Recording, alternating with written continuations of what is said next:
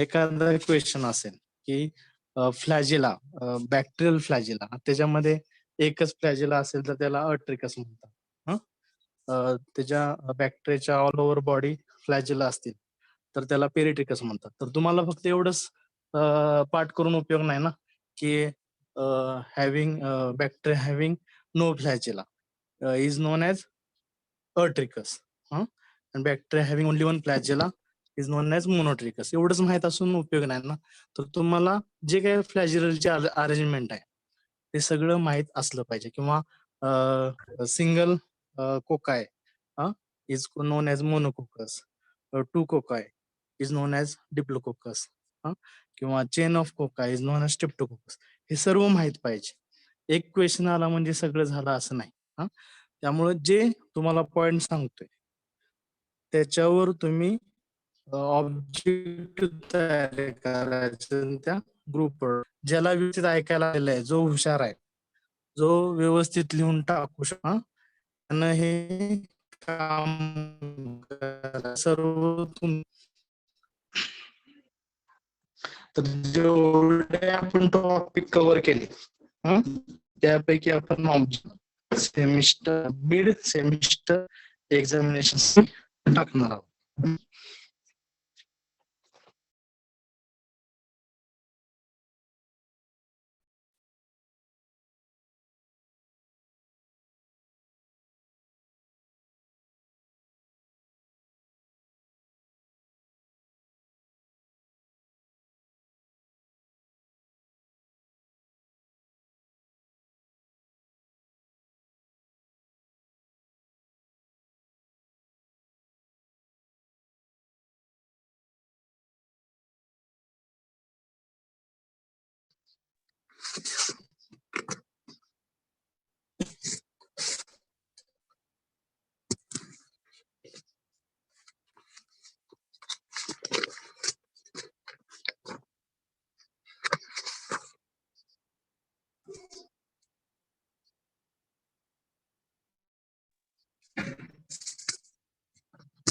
Hello, येतोय आवाज? Hello sir. हा, येतोय ना? तर स्वतःजवळ वही पेन ठेवायचंय. जेवढे ऑब्जेक्टिव्ह सांगतोय ते सगळे तुम्ही लिहून घ्यायचे. त्या व्यतिरिक्त दुसरे कुठले ऑब्जेक्टिव्ह नसणार आहे.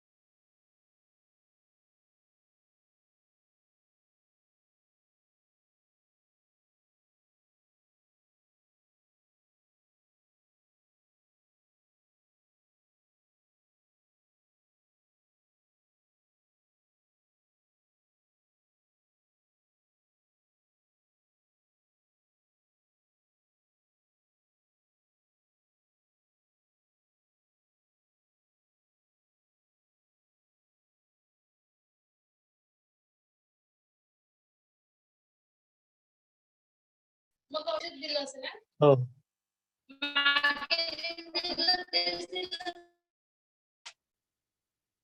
कुलकर्णी येतोय आवाज? कुलकर्णी ब्रेक व्हायलाय सर थोडं. आता येतोय? हॅलो, हा येतोय. येतोय ना? हा, हा ओके. तर तुम्हाला आम्ही फ्लॅजिरल अरेंजमेंट सांगितलेली. अट्रिकस, bacteria without flagella is known as Atricus. लिहून घ्यायचे मी सांगतोय. हा second मोनोट्रिकस. Monotricus, organism having or bacteria having single flagellum at one end. Organism having single flagellum at one end.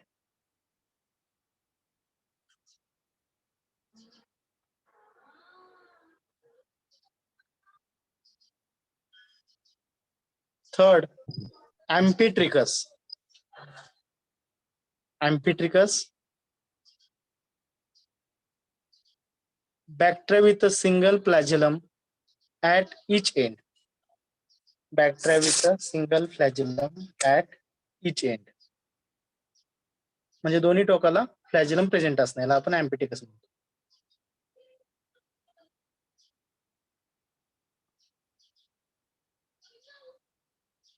Fourth, Lopotrichus.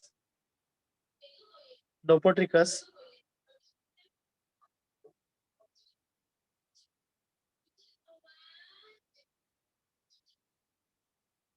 organism with a cluster. Organism with a cluster or turf of flagella. Organism with a cluster or turf of flagella at one or both ends. Organisms with or bacteria with a cluster or turf of flagella at one or both ends. म्हणजे बॅक्टेरियाच्या एका किंवा दोन्ही बाजूंना फ्लॅजेलाचा cluster असणे म्हणजे एकापेक्षा जास्त फ्लॅजेला प्रेझेंट असते त्याला आपण क्लस्टर किंवा टर्फ म्हणतो. Next पेरिट्रिकस. Peritricus, flagella having bacteria having flagella on all over the body. Bacteria having flagella on all over the body.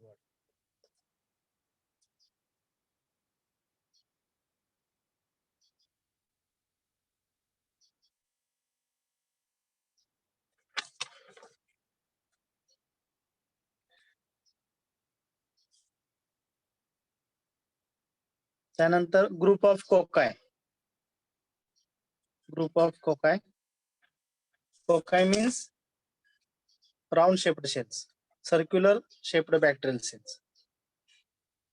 Group of cocci. Monococcus.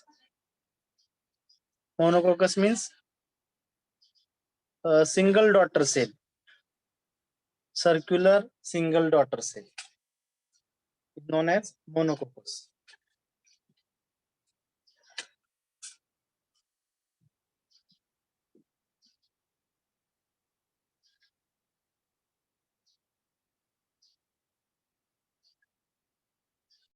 Diplococcus, when circular cells are in pairs, is known as Diplococcus.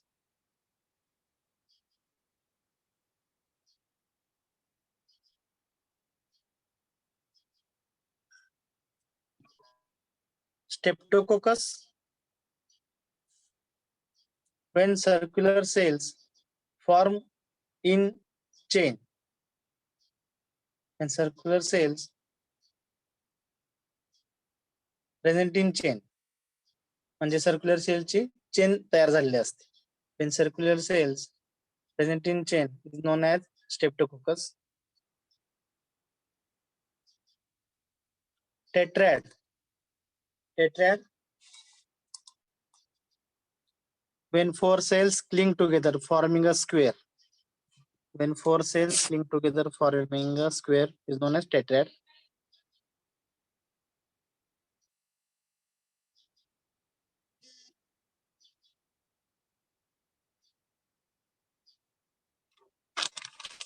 Sarcina.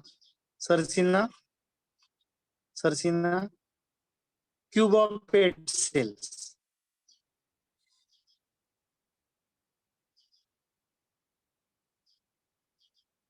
Cube of 8 cells means cells clinging together in cube. Cells clinging together in cube made up of 8 or its multiple. म्हणजे circular sale 8 circle present असतात त्याचा cube तयार होऊन त्याला आपण सर्सिना म्हणतो.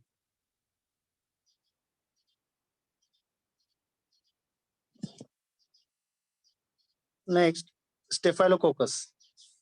स्टेफायलोकोकस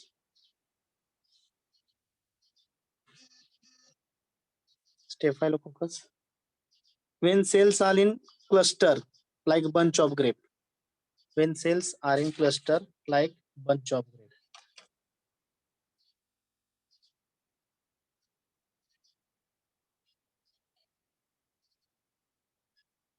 तर हे काय झालं स्पेरिकल कोकाय बाबत. तर रॉड शेप्ड सेल्स त्याच्या बाबत पण सेम असंच येणार. Rod shaped cells single rod shaped cells, single rod shaped bacterial cells called monobacillus. Double rod shaped cells is known as diplobacillus.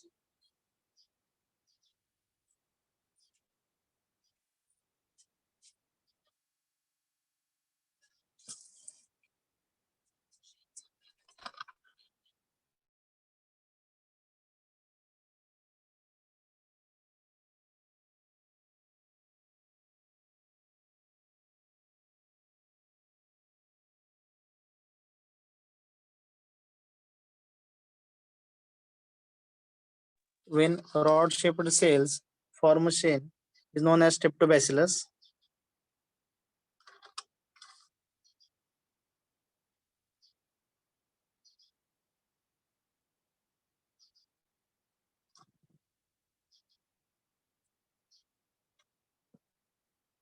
Next, palisade.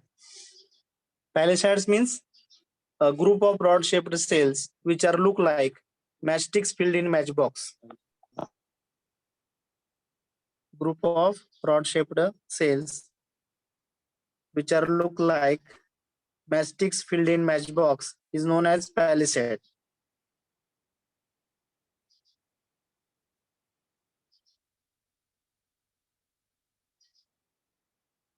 Okay.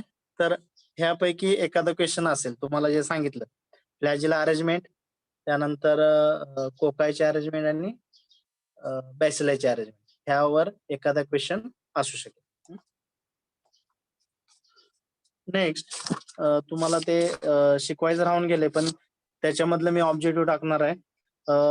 Nutritional required for growth of bacteria, म्हणजे बॅक्टेरियासाठी जे कोणकोणते nutrient required आहेत. हा, तर त्याच्यामध्ये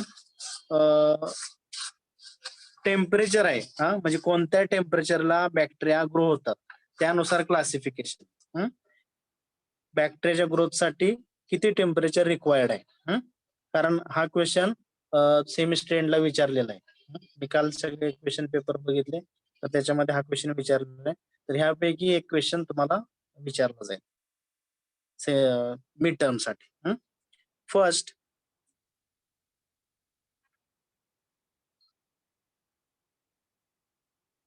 on the basis of temperature relationship, bacteria are classified in following groups. On the basis of temperature relationship, म्हणजे bacteria कोणकोणते bacteria कोणत्या टेम्परेचरला ग्रो होतात. त्याच्यामध्ये first psychrophiles, PSY CHRO PHILES, सायक्रोफाइल्स.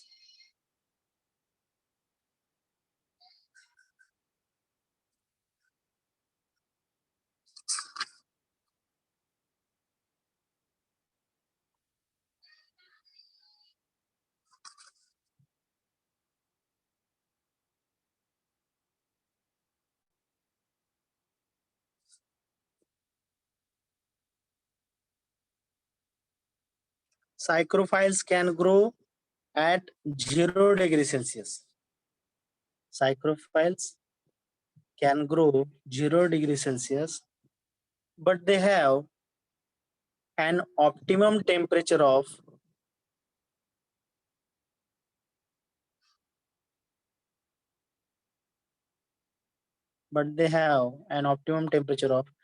50 degrees Celsius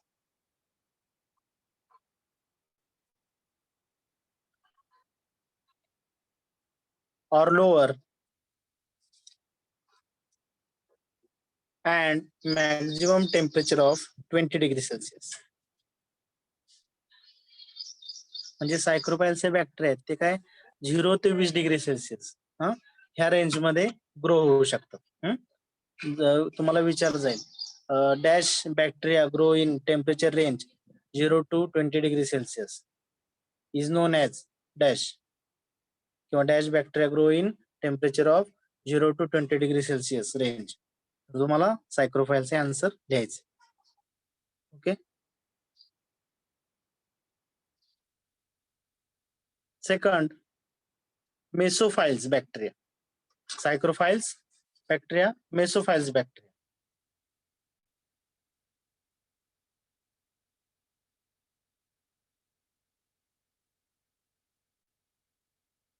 These bacteria grow best within. These bacteria grow best within a temperature range of. These bacteria grow best within temperature range of approximately 25 degrees Celsius to 40 degrees Celsius. These bacteria grow best within a temperature range of approximately 25 degrees Celsius to 40 degrees Celsius.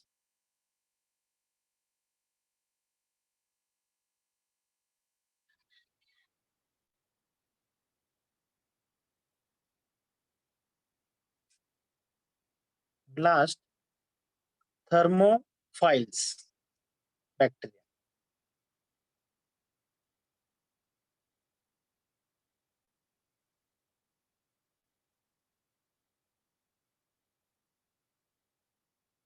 These bacteria grow best at temperature above 45 degrees Celsius. These bacteria grow best at temperature above 45 degrees Celsius.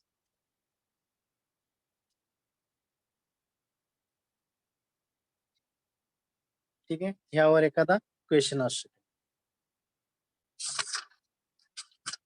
त्यानंतर nutritional requirement for growth of bacteria. ह्याच्यामध्ये काही बॅक्टेरियाला कोणते nutrition requirement, तर त्याच्यामध्ये on the basis of energy requirement, म्हणजे energy रिक्वायरमेंटवर बॅक्टेरियाचं classification काय आहे ते बघा. केमोट्रॉप्स they depend on chemical compound energy. They depend on chemical compounds for energy. म्हणजे त्यांना ग्रो होण्यासाठी केमिकल कंपाऊंडची गरज असते. त्या बॅक्टेरियांना केमोट्रॉप्स म्हणतात. केमिकल असं लक्षात.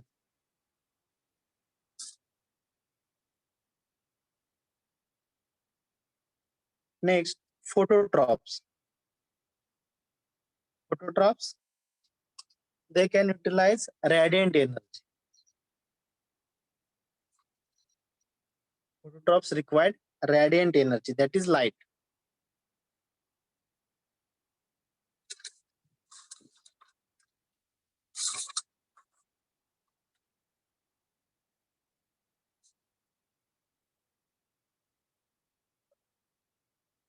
त्यानंतर सेकंड आहे बॅक्टेरियाच्या मेटाबॉलिझमसाठी इलेक्ट्रॉन सोर्सची रिक्वायरमेंट असते. तर त्याच्यावरून क्लासिफिकेशन आहे. All organism required a source of electron for their metabolism. On the basis of source of electrons, bacteria classified as on the basis of source of electron.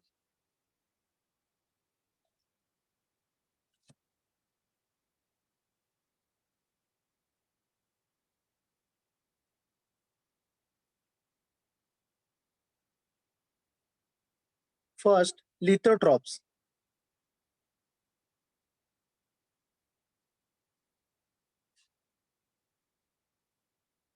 Lithotrophs can use reduced inorganic chemical compound. Lithotrophs, these are the bacteria, can use reduced inorganic chemical compound as electron donor.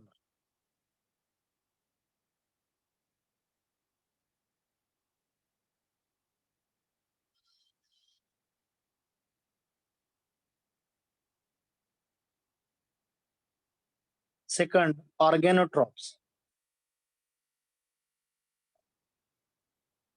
Organotrophs, these bacteria use organic compound as electron donor.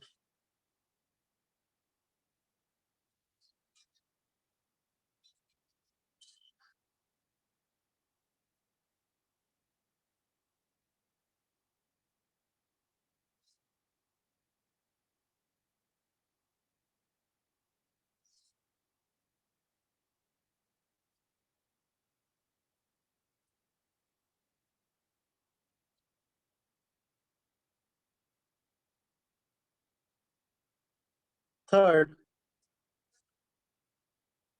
all organisms require carbon in some form for cell components. म्हणजे sale components तयार करण्यासाठी बॅक्टेरियाला कार्बनची requirement असते. तर कार्बनच्या requirement नुसार बॅक्टेरियाचे कोणकोणते types आहेत? All bacteria require at least small amount of CO2. All bacteria require at least small amount of CO2. On the basis of carbon requirement, bacteria classified as, on the basis of carbon requirement, bacteria classified as, first, autotrophs.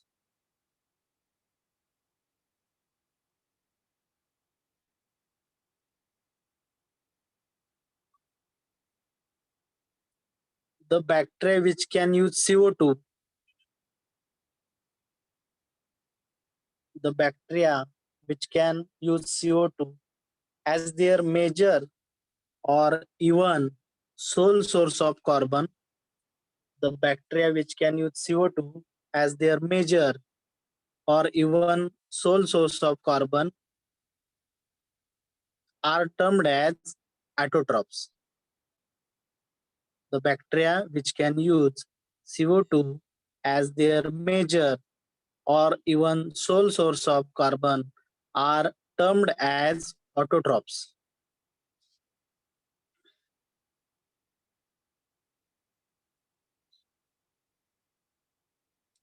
And second, heterotrophs. Heterotrophs, the bacteria which can use organic chemical compounds, the bacteria which can use organic chemical compounds as sole source of carbon, as sole source of carbon. The bacteria which can use organic chemical compounds as a sole source of carbon are termed as heterotrophs.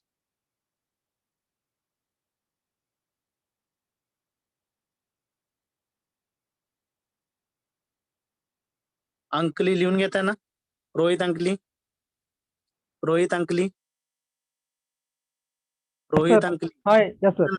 हा, तर हे 6 जे तुम्हाला definition दिल्या त्यातली एखादी definition तुम्हाला mid साठी असेल.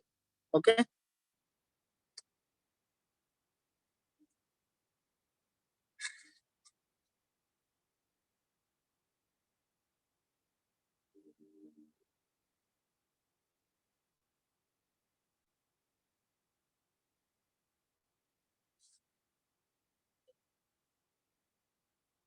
त्यानंतर मायकोरायझा. मायकोरायझा तुम्हाला classification of bacteria, classification of biofertilizer मध्ये सांगितलेलं आहे. तर वेगवेगळे बॅक्टेरिया आहेत. Symbiotic association, non symbiotic association, associatively symbiotic association. तर ह्या 3 टर्म आहेत: symbiotic, non symbiotic, associatively symbiotic. तर त्याच्यामध्ये सिम्बायोटिक मध्ये काय आलं तर रायझोबियम आणि लेग्युम क्रॉप यांच्यामध्ये काय येतं सिम्बायोटिक असोसिएशन असतं. Symbiotic association between rhizobium and root nodules of legume crop. तर तुम्हाला सिम्बायोटिक नायट्रोजन फिक्सेशनचं एक्झाम्पल विचारलं तर तुम्हाला एक्झाम्पल काय द्यायचे आहे rhizobium and legume crop. Non symbiotic च एक्झाम्पल जर तुम्हाला विचारलं नॉन सिम्बायोटिक असोसिएशन मध्ये काय होतं सुरुवातीला असोसिएटिव्हली सिम्बायोटिक सांगतो. सिम्बायोटिक म्हणजे जे काही रायझोबियम बॅक्टेरिया आहेत ते रूट नोडल्सवर नोडल्स तयार करतात आणि सिम्बायोटिक असोसिएशन म्हणजे बॅक्टेरिया काय करतो ऍटमॉस्फेरिक नायट्रोजन सॉइल मध्ये फिक्स करतो आणि तो प्लांटला अवेलेबल करून देतो. आणि प्लांट काय करतं त्याला त्या बॅक्टेरियाला शेल्टर आणि कार्बोहायड्रेट प्रोव्हाइड करतो त्याच्या ग्रोथसाठी. त्यानंतर असोसिएटिव्हली सिम्बायोटिक जे आहे त्याच्यामध्ये काय सिरियल क्रॉप्स आहेत. सिरियल क्रॉप्स मध्ये अझोटोबॅक्टर नावाचा बॅक्टेरिया तो रूट्सवर नोडल्स तयार करत नाही. तो सिरियल क्रॉपच्या रूटच्या कॉर्टेक्स मध्ये राहतो. तो ऍटमॉस्फिअर नायट्रोजन सॉइल मध्ये फिक्स करून तो प्लांट नायट्रोजन अवेलेबल करून देतो आणि प्लांट काय करतो कार्बोहायड्रेट. तर हे झालं असं नॉन-बायोटिक असते काय हॅलो तो सर. काय करतो जे सर काय हॅलो हा तुमचा आवाज ब्रेक हॅलो होतोय हा काही समजलं नाही सर. हॅलो बोला. तुमचा आवाज ब्रेक होतोय मधून काही समजलं नाही सर. दुसऱ्या कुणाला तरी ऐकायला येईल ना? नाही बरोबर आलं. आहे ज्यांना ऐकायला येते त्यांनी लिहून ग्रुपवर टाका. ज्यांना कुणालाच त्यांनी नाही हे येत. परत ग्रुपवर टाकायचंय. ब्रेक होतोय नाही सर सर काय आवाज. कोणाला हा hello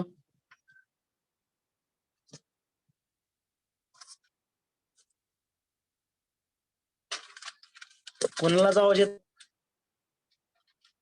Ankali hello sir voice खूप ब्रेक होतोय सर. जरा ऐकू येते जरा ब्रेक होतोय सर.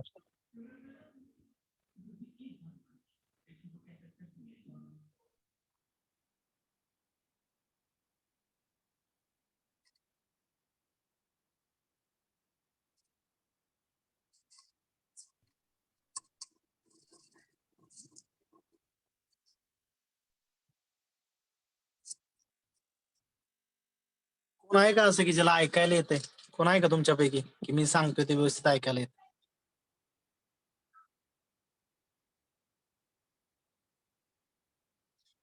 मी चौथ्या सेमिस्टरचे लेक्चर पण इथं बसूनच घेतोय. हॅलो तुमच्यापैकी कोण असं आहे का की ज्याला व्यवस्थित ऐकायला येते म्हणजे बोलतोय? Hello hello hello hello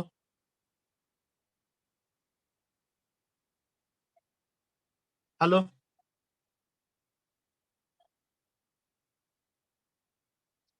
Pratiksha Chavan, Rohan Harle, Rohan Hole, Preeti Dulquer, Anagha Jadhav. कोणालाच आवाज- सर आवाज येतोय पण ब्रेक होतोय.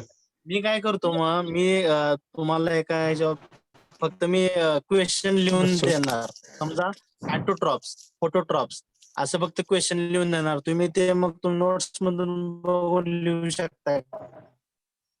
सर आम्हाला तुम्ही चॅप्टर सांगा ना आम्ही युट्यूब हॅलो. वरून पण घेतो एमसीक्यू. क्वेश्चन टाका मी आणि काय करतो ऐका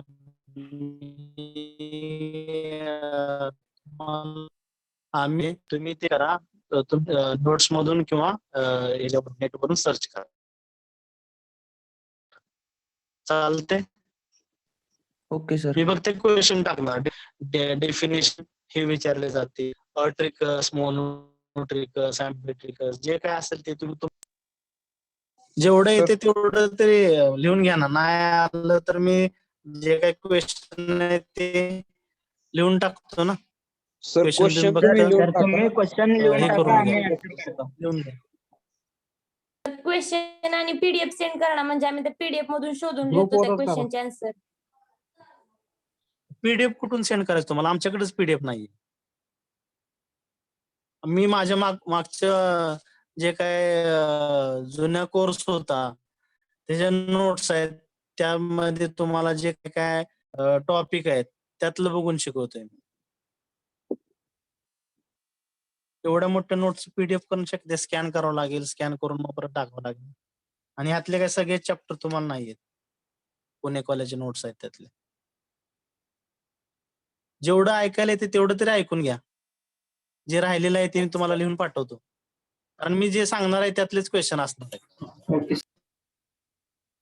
सर हा. सिम्बायोटिक म्हणजे काय ते तिथून सांगा. आता तुम्हाला गेल्या वेळी मी क्लासिफिकेशन ऑफ बॅक्टेरिया शिकवलं, त्यातलं सिम्बायोटिक असोसिएशन तुम्ही सांगू शकत नाही का? मी पहिलं लेक्चर घेतलं होतं classification of bacteria. Symbiotic, non symbiotic, ऑसिडल सिम्बायोटिक, त्यानंतर बायो फर्टिलायझर कुठले आहेत, त्याचा कोणकोणते मेथड आहेत, त्यावेळी तुम्ही काहीच ऐकलेलं नाही.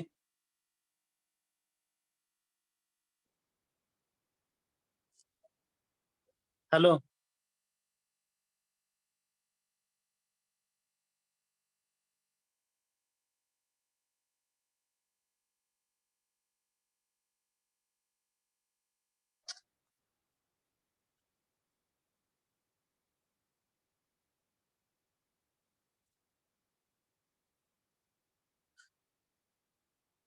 मी काय म्हणतोय, ज्यांना ऐकायला येते त्यांनी तर लिहून नंतर ग्रुपवर टाका. ज्यांना सर तुम्ही ऐकायला नक्की येत नसेल, क्वेश्चन पाठवा. हो रे, पण आता मी जे सांगतोय ते तर ऐकून घ्या. ज्यांना ऐकायला येते त्यांनी लिहून घ्या आणि परत ग्रुपवर टाका ना. लेक्चर झालं झालं लगेच टाका. मी त्यातलं काय राहिलं असेल तर मी परत लिहून पाठवतो. कळतंय का? Okay sir. हा.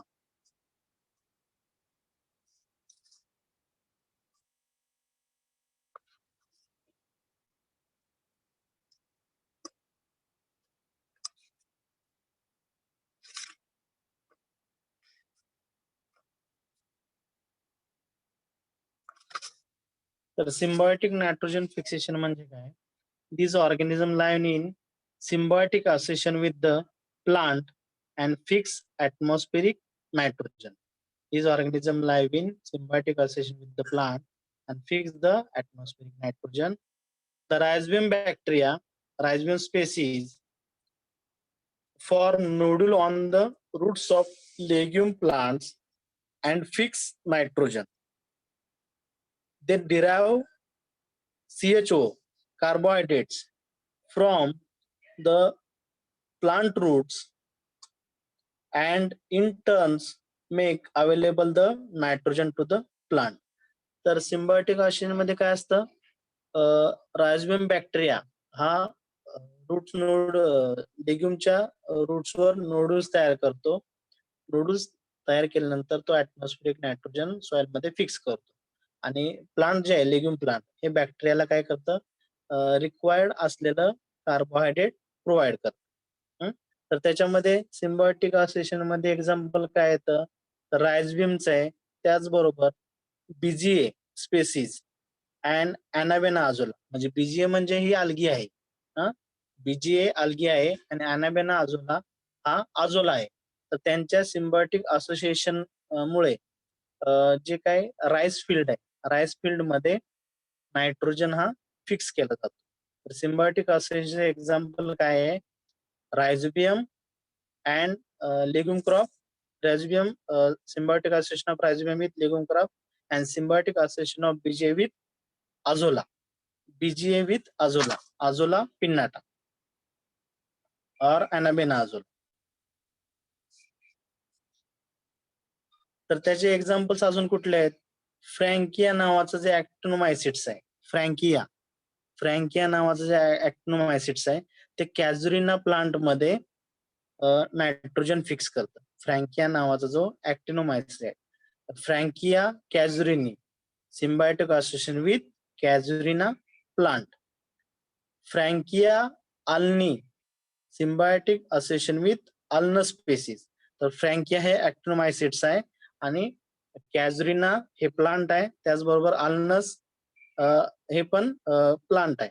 तर त्याच्यामध्ये सिम्बायोटिक असोसिएशन असतं.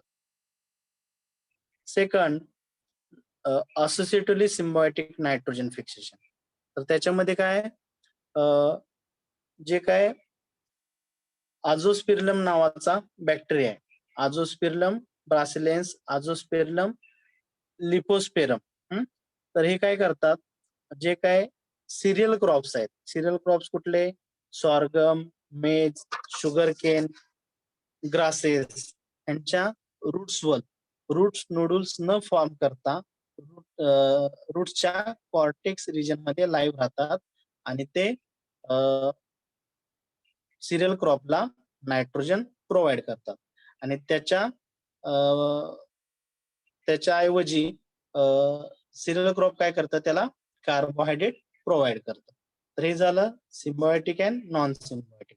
तर असोसिएटिव्हली सिम्बायोटिकचं एक्झाम्पल आहे आझोस्पिरलम अँड सिम्बायोटिक नायट्रोजन फिक्सेशनचं एक्झाम्पल आहे Rhizobium and busy.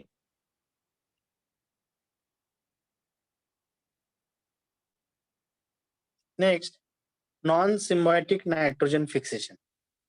Non-symbiotic nitrogen fixation. These organisms live freely in the soil and fix the atmospheric nitrogen. These organisms live freely in the soil and fix the atmospheric nitrogen. They do not have any symbiotic association with the plant. तर हे organism आहेत ते soil मध्ये राहतात आणि atmospheric nitrogen fix करतात आणि त्यांचं कुठल्याही प्लांट बरोबर सिम्बायोटिक असोसिएशन नसतं. त्याचे एक्झाम्पल आहे Azotobacter, Azotobacter, Beijerinckia, Clostridium, Acetobacter. Azotobacter, Beijerinckia, Clostridium and असेटोबॅक्टर.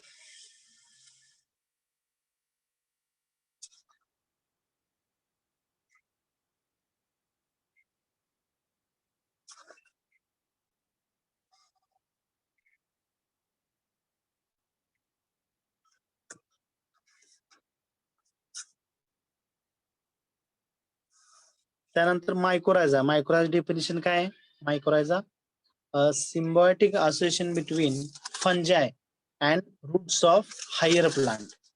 म्हणजे जे ट्री स्पेसिस आहेत, ट्रीज मध्ये काय होतं, एक फंगस आहे मायकोरायझा नावाची, ते काय करते, त्या ट्री स्पेसिसच्या रूट्सवर कॉलनायझेशन करते आणि जो सॉइल मध्ये असलेला नायट्रोजन, फॉस्फरस, झिंक, कॉपर हे प्लांटला अवेलेबल करते. मायक्रोरायझा नावाची फंगस आहे, ती काय करते, सॉइल मधला जो नायट्रोजन, फॉस्फरस, झिंक आणि कॉपर हे त्या ट्री स्पेसिसला अवेलेबल करून देते. मायक्रोरायझा जर डेफिनेशन तुम्हाला विचारली तर मायक्रोरायझा डेफिनेशन काय लिहायची, it is the symbiotic association between fungi and roots of higher plants.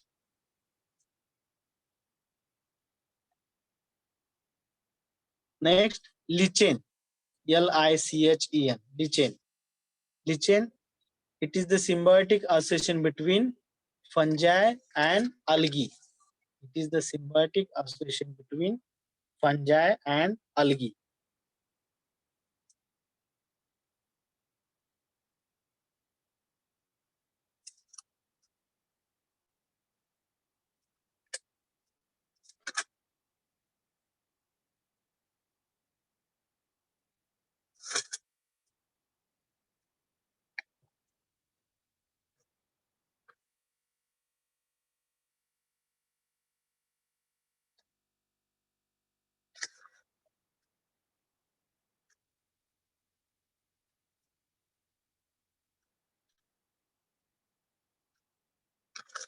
त्यानंतर नायट्रोजन सायकल मध्ये तुम्ही बघितलेलं आहे की प्रोटोलायसिसची डेफिनेशन, अमोनिफिकेशनची डेफिनेशन, नायट्रिफिकेशनची डेफिनेशन आणि डिनायट्रिफिकेशन डेफिनेशन.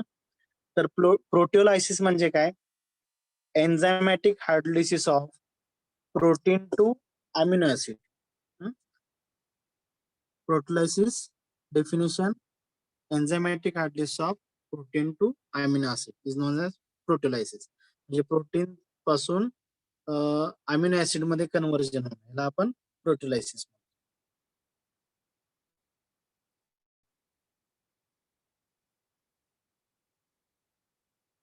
त्यानंतर अमोनिफिकेशनचे डेफिनेशन. अमोनिफिकेशन,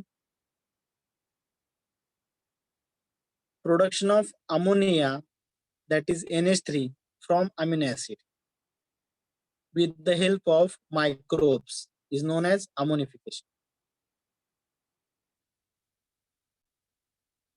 तर जे अमिनो ऍसिड्स तयार झालेले आहे त्याचं कन्व्हर्जन हे अमोनियामध्ये होणं with the help of enzyme alanine deaminase and microbes is known as ammonification.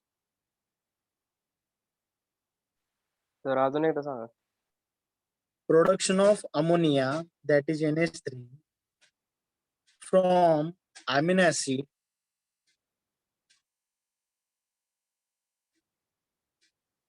with the help of microbes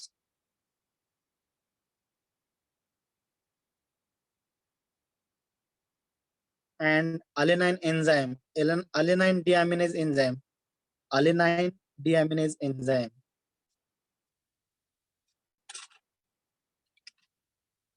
is known as ammonification.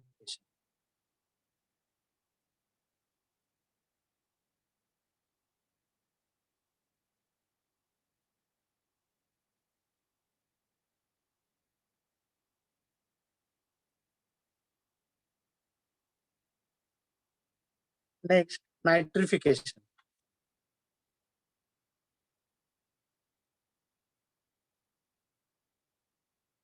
Nitrification, oxidation of nitrite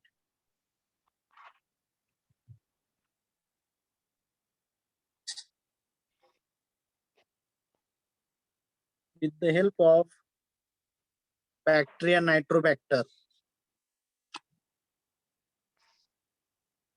Oxidation of nitrite, that is NO2, with the help of bacteria Nitrobacter. Nitro नंतर काय सांगितलं sir? Oxidation of nitrite with the help of bacteria Nitrobacter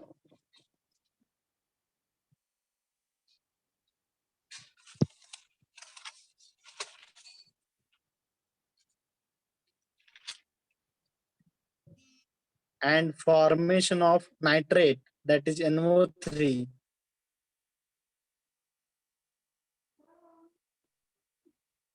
take place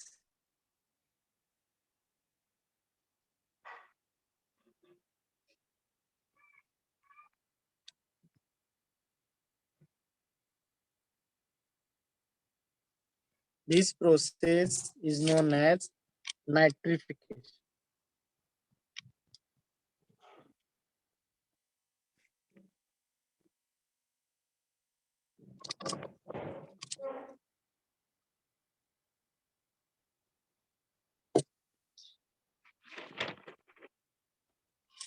Last, denitrification.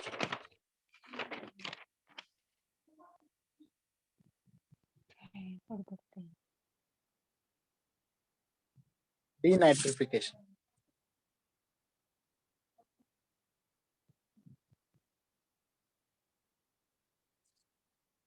The transformation of nitrate, the transformation of nitrates, that is NO3,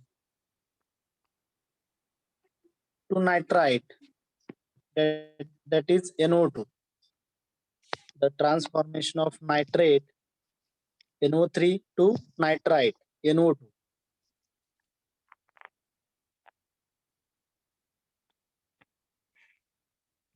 And nitrite to gaseous nitrogen and nitrite to gaseous nitrogen.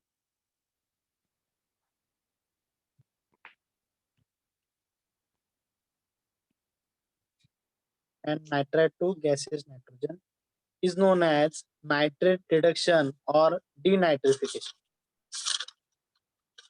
Is known as nitrate reduction or denitrification.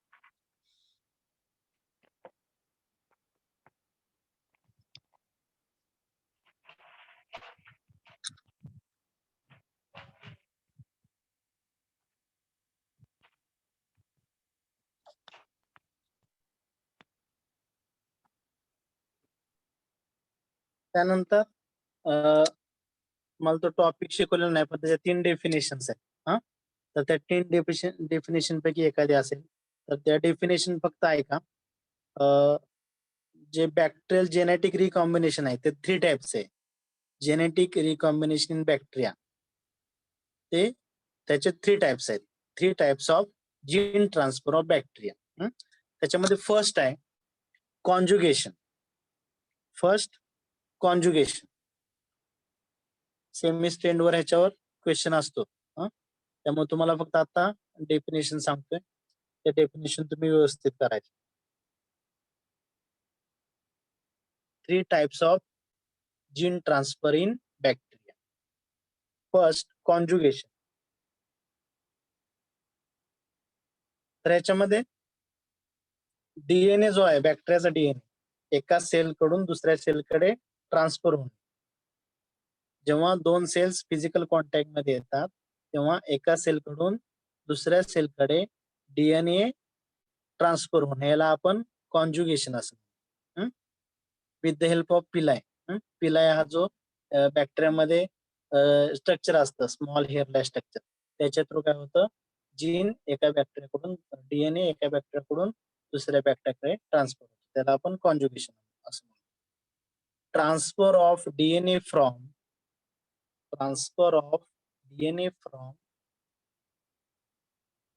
a living donor bacterium. Transfer of DNA from a living donor bacterium to recipient bacterium.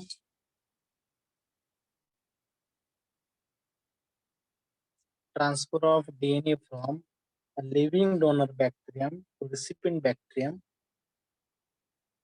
between two cells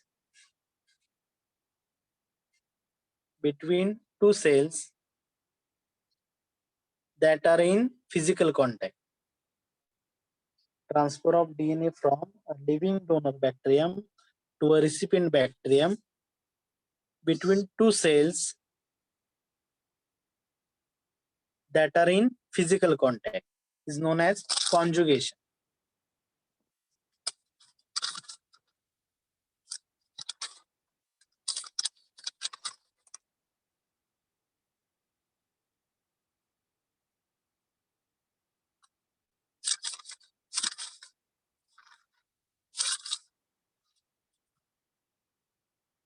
Second,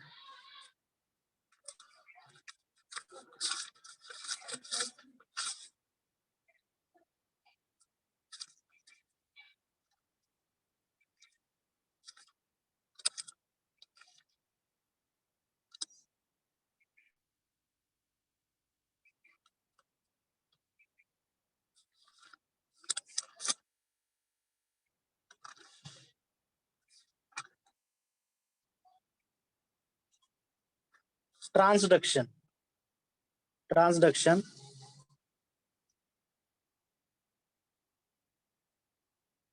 तर DNA हा एका bacterium कडून दुसऱ्या बॅक्टेरियाकडे virus infected, virus through जाणे म्हणजे एका बॅक्टेरियाकडून दुसऱ्या एका बॅक्टेरियाला व्हायरस इन्फेक्शन झालं की तो इन्फेक्शन हे दुसऱ्या बॅक्टेरियाला करतो. त्याच्या थ्रू डीएनए हे एका बॅक्टेरियाकडून दुसऱ्या बॅक्टेरियाकडे ट्रान्सफर होतो. त्याला आपण काय म्हणतो? Transduction. It is the process by which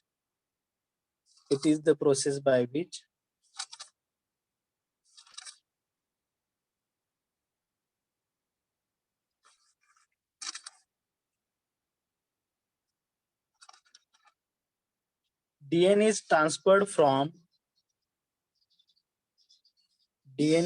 transferred from one bacterium to another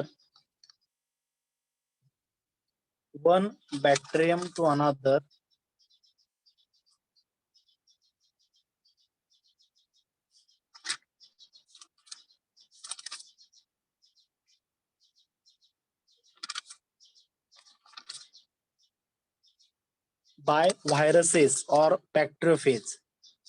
By viruses or bacteriophage.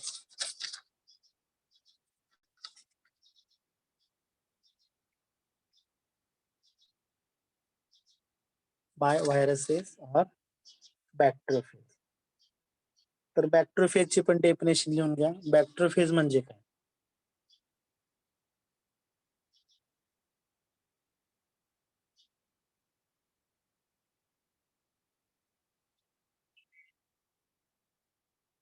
तर बॅक्टेरियोफेज हे व्हायरसेस आहेत. बॅक्टेरियोफेज म्हणजे व्हायरसेस आहेत. त्याची डेफिनेशन बघा. Bacteriophages are viruses that infect bacteria. असे व्हायरसेस की जे बॅक्टेरियाला इन्फेक्शन करतात त्यांना आपण बॅक्टेरियोफेज असतो. Bacteriophages are the viruses that infect bacteria.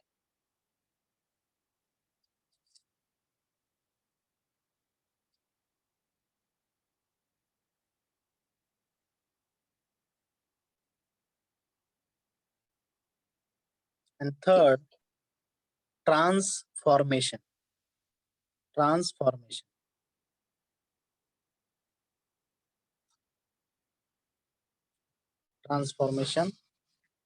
It is the transfer of cell-free or naked DNA. It is the transfer of cell-free or naked DNA from one bacterial cell to another bacterial cell.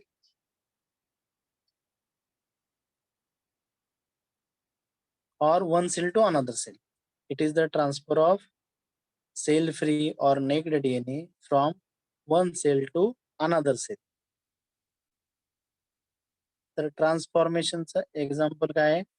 जो Griffith experiment आहे ते bacterial ट्रान्सफॉर्मेशनचं example आहे. It is transfer of cell free or naked DNA from one cell to another sale.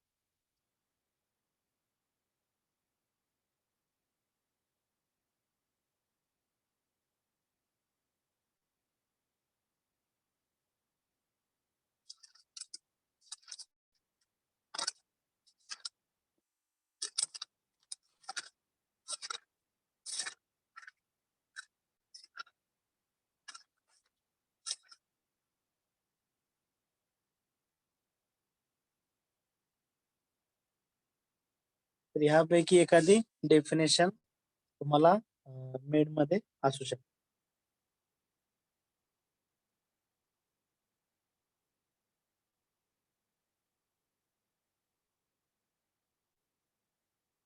त्यानंतर definition of silage.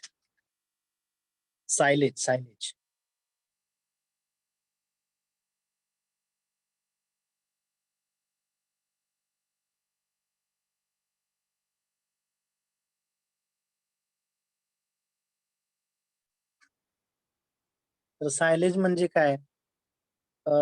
तर जे काही हे असतील सॉर्गमचे फॉडर सॉर्गम असेल, त्यानंतर इतर कुठले ग्रासेस असतील की जे आपण जनावरांना खाद्य म्हणून वापरतो, तर ते काय केलं जातं? एक प्लॅस्टिकच्या बॅग मध्ये त्याचे छोटे छोटे पीस करून ते प्लॅस्टिकच्या बॅग मध्ये भरले जातात. त्याच्यावर युरियाचं आणि गुळाचं पाणी शिंपडलं जातं आणि ती जी बॅग आहे त्याच्यामधून हवा काढून ते आंबवण प्रक्रियेसाठी 45 दिवसासाठी ठेवलं जातं. म्हणजे जे काय फॉडर क्रॉप आहेत, फॉरेज क्रॉप आहेत, जनावरांना जे आपण खाद्य म्हणून वापरतो, ते काय करायचे, त्याचे छोटे छोटे पीस बनवायचे. पीस बनवून ते प्लॅस्टिक बॅग मध्ये फिल करायचे किंवा सुरुवातीला छोटे छोटे पीस बनवायचे, त्याच्यावर युरिया आणि गुळाचं पाणी शिंपडायचं आणि ते प्लॅस्टिक बॅग मध्ये भरायचे. भरल्यानंतर ते 45 दिवसासाठी आंबवण प्रक्रियेसाठी ठेवून द्यायचे. त्याच्यामध्ये बेनिफिशियल बॅक्टेरियाची ग्रोथ होते. त्याचा एक असा चांगला स्मेल येतो त्या जे काही तुम्ही त्याच्यामध्ये फॉडर क्रॉपचे पीस भरलेले आहेत आणि जनावरांनी ते खाल्ल्यामुळं त्यांच्या दुधाच्या प्रमाणामध्ये वाढ होते. त्याच्यामध्ये मायक्रोबियल ग्रोथ झालेली असते. त्याला आपण सायलेज असं म्हणतो. तर सायलेजची डेफिनेशन पण विचारली जाऊ शकते. It is the silage definition. It is conserved or stored green fodder. It is conserved or stored green fodder having moisture content in the range of 65 to 70%. It is the conserved or stored green fodder having moisture content in the range of 65 to 70%.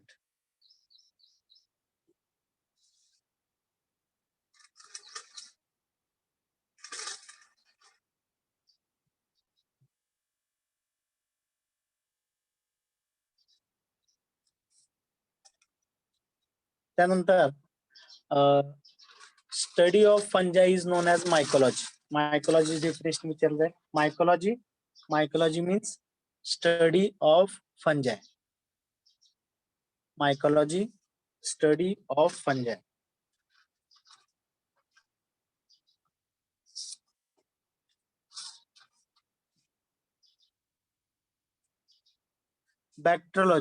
Bacteriology means study of bacteria.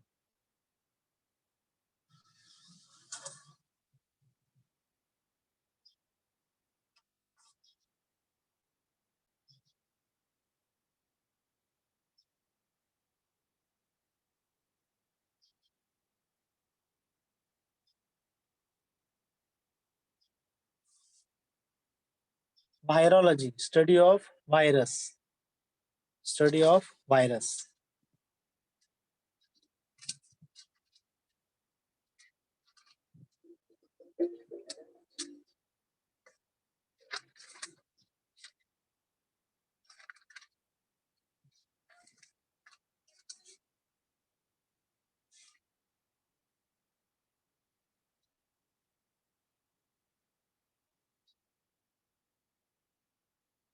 And phycology, PHYCOLOGY, phycology.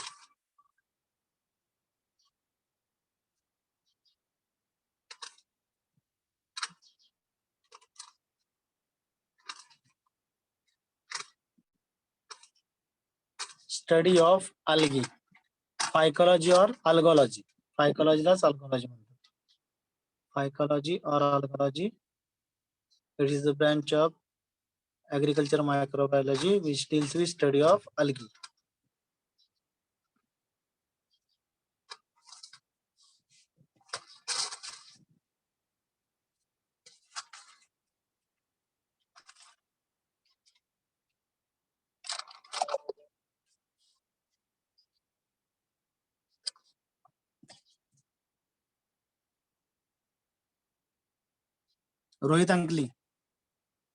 Rohit Ankali. Yes sir. ऐकलं ना? Hello, सांगितलेलं ऐकलंय का? तर ज्याला कोणाला व्यवस्थित ऐकायला आलं असेल त्याने लिहून घेतलं असेल ते ग्रुपवर टाकायचंय थोड्या वेळात. हा त्याच्यामध्ये जे काय राहिलं असेल हा ते मी क्वेश्चन लिहून टाकतो. मग तुम्ही नेटवरून सर्च करा. पुढच्या जे काही लेक्चर असेल त्यावेळी आपण राहिलेल्या ऑब्जेक्टिव्हवर डिस्कस करू. ठीक आहे. पण ज्याने लिहून घेतलंय त्याने लगेच टाका. ओके. ज्याला व्यवस्थित ऐकायला आलंय त्याने लगेच टाका. दुसऱ्यांना पण तुमचा काहीतरी उपयोग व्हावा, ज्यांना ऐकायला आलंय त्यांना. हा म्हणजे इतर मुलं, इतर 4थं सेमिस्टर असेल, 6वं सेमिस्टर असेल, जे कोण व्यवस्थित ऐकायला जातं ज्या व्यक्तीला, तो ऑब्जेक्टिव्ह तयार करून ग्रुपवर टाकतोय. म्हणजे मला पण त्याच्यामध्ये जे नाहीये ते ऍड करून परत ग्रुपवर टाकताय आणि त्याचा फायदा तुमच्या सगळ्याच बॅचला. ओके. ठीक आहे. तर लेक्चर एंड करतोय. पण ज्याने व्यवस्थित ऐकलेलं आहे त्याने लगेच टाकायचं ग्रुपवर थोड्या वेळात.